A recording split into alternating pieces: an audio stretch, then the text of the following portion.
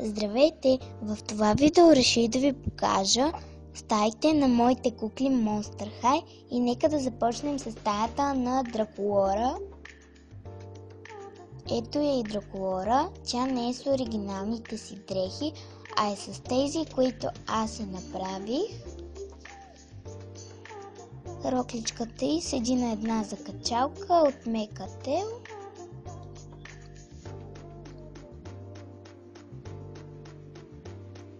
Тя държи и едно портмоненце, в което има визитни картички.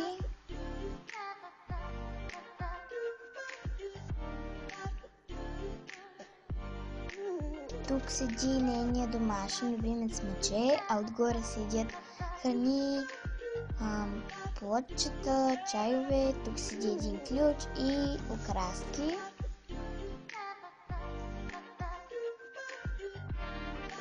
Тук седят повечето и неща за училище, най-различни видове папки,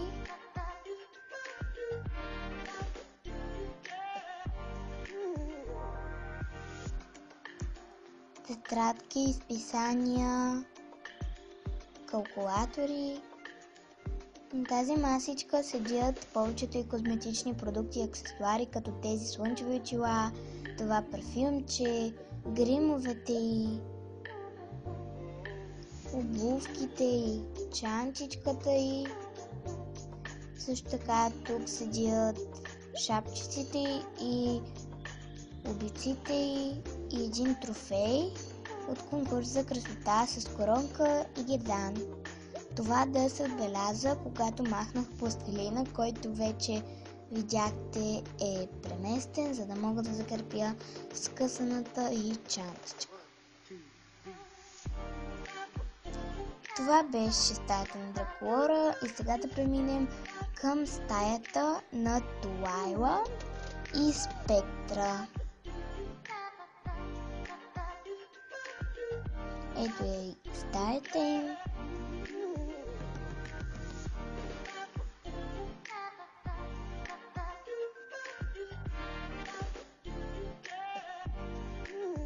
Да започнем с бюрото, на което има едно лаптопче,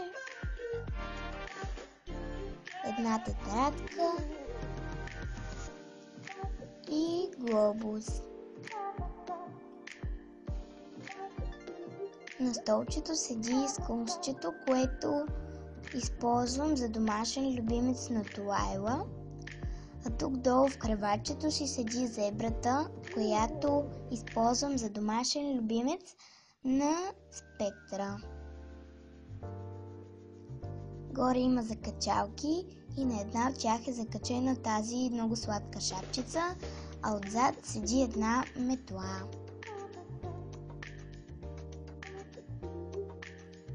Шапката на Спектра и играчката на Туайла се отпрежда. Много са мекички и са приятни на гледане и на пипане. Затова съм ги сложила тук. Също така тук са четчицата и телефона. Да преминем към шкафа. Тук има чантички, шапката за сън на Спектра, едни обувки, които направих за нея, обувките на Туайла и оригиналните обувки на Спектра. Горе е картината, която направих.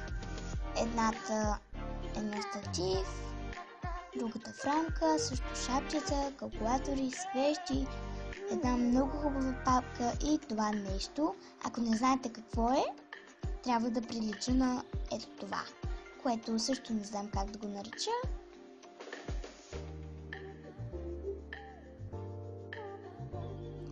Тук горе седят гримовете и да, това исках да ви покажа. Надявам се да ви е харесало. Гледайте другите ми клипове, харесвайте, коментирайте и не забравяйте да се абонирате. Чао!